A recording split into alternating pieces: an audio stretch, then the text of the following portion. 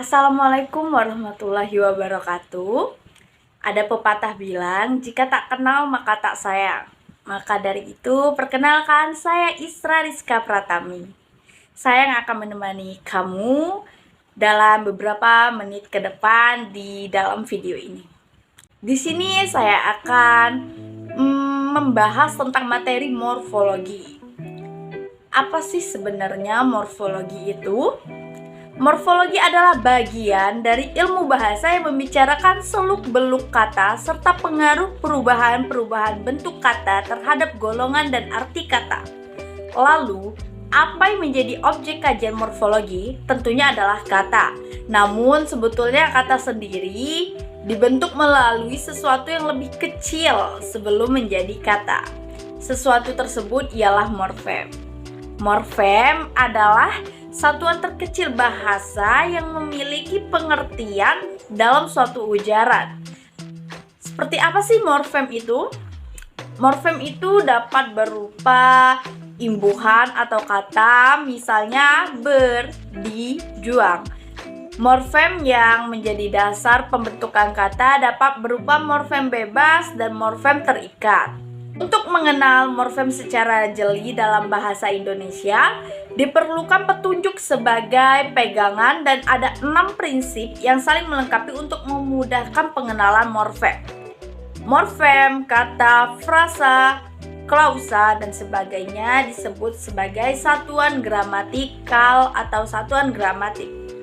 Satuan gramatik adalah satuan-satuan yang mengandung arti, baik arti leksikal maupun arti gramatikal. Tentunya untuk memahami morfologi yang membahas bentuk dan pembentukan kata, pemahaman terhadap suatu gramatikal menjadi sangat penting. Apa sih gramatikal itu? Gramatik secara umum adalah himpunan dari aturan-aturan yang terstruktur yang mengatur susunan kalimat, frase, dan kata. Satuan gramatik dapat berupa wacana, kalimat, klausa, frase, kata, dan morfem. Satuan gramatik atau satuan itu mungkin berupa morfem, misalnya ber, ke, an, wan, maha, jala, akan, rumah, dan sebagainya. Di antara satuan-satuan gramatik ada yang dapat berdiri sendiri dan ada yang tidak dapat berdiri sendiri, melainkan selalu terikat pada satuan lain. Bentuk asal adalah satuan paling kecil yang menjadi asal sesuatu yang kompleks. Suatu contoh kata berpakaian terbentuk dari kata asal pakai, mendapat bubuhan afiks ber, menjadi kata berpakaian. Setelah kita membahas pengertian dari morfologi, morfem, dan satuan-satuan gramatik, maka selanjutnya kita akan membahas proses morfologi dalam bahasa Indonesia. Proses morfologi adalah proses pembentukan kata dari bentuk dasar menjadi kata baru melalui suatu proses. Yang pertama ada proses afiksasi atau imbuhan, yang kedua ada proses pengulangan atau reduplikasi, yang ketiga atau yang terakhir ada juga proses pemajemukan atau komposisi. Kita akan membahas satu persatu yang dimulai dari proses afiksasi. Afiks atau imbuhan adalah satuan bentuk yang terikat dengan sebuah kata dan membentuk kata baru dengan makna yang berhubungan dengan kata asal. Kata baru tersebut akan mengalami perubahan makna. Proses pengimbuhan terbagi menjadi beberapa jenis. Yang pertama ada prefiksasi, infiks, sufiks, konfiks, dan yang terakhir ada simulfiks. Contoh afiksasi sederhana yaitu pada kata asal ubah yang bertambah menjadi ber, ia akan mengubah makna menjadi berubah. Lalu ada rupa ditambah ber, ia akan mengubah makna menjadi berupa. Lalu kita lanjut kepada pembahasan reduplikasi atau proses pengulangan. Menurut KBBI, proses pengulangan atau reduplikasi ini adalah proses atau hasil pengulangan kata atau unsur kata seperti kata rumah, tamu, bolak-balik.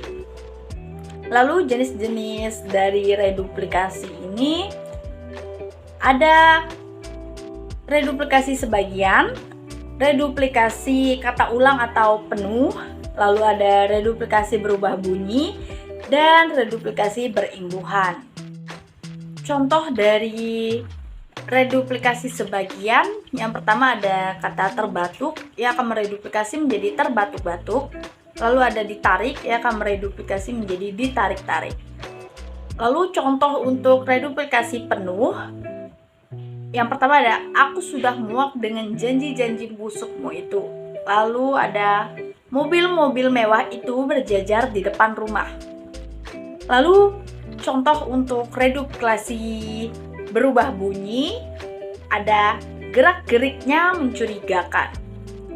Contoh untuk reduplikasi berimbuhan, ada besi berani itu saling tarik-menarik. Kita lanjut untuk penjelasan komposisi atau pemajemukan. Komposisi atau pemajemukan ini adalah proses pembentukan kata melalui proses morfologi yang melibatkan morfem sebagai unsur penyusunnya. Jenis-jenis komposisi meliputi setara, tak setara, bertingkat, rapatan, dan terakhir ada campuran. Di dalam jurnal yang sudah saya baca, di sana tertulis disadari atau tidak, masyarakat sering melakukan analogi terhadap pembentukan kata baru sebelum pada akhirnya digunakan secara umum dalam komunikasi melalui media sosial. Munculnya kata mengkesal dan mengsedih merupakan contoh analogi pembentukan suatu kata, baik kata kesal maupun sedih. Kedua fonem awalnya melebur jika dilekati oleh prefiks "men" sehingga menghasilkan kata mengesalkan dan menyedihkan. Akan tetapi kaidah ini tidak digunakan. Masyarakat membuat prefiks "men" berubah menjadi prefiks "meng" ketika dilekatkan pada kata kesal dan sedih. Kata-kata baru saat ini banyak yang tidak lagi mengikuti pola kaidah pembentukan kata bahasa Indonesia, melainkan mengutamakan kenyamanan bunyi dan kemudahan kata tersebut diingat oleh penutur lainnya. Adapun tujuan penggunaan kata ini menyatakan perasaan atau emosi penutur, menyapa penutur lain dalam media sosial, memelesetkan kata agar lebih mudah untuk dibaca. Baik, sekian dari materi yang saya paparkan pada hari ini. Kurang dan lebihnya mohon dimaafkan. Saya akhiri, wassalamualaikum warahmatullahi wabarakatuh.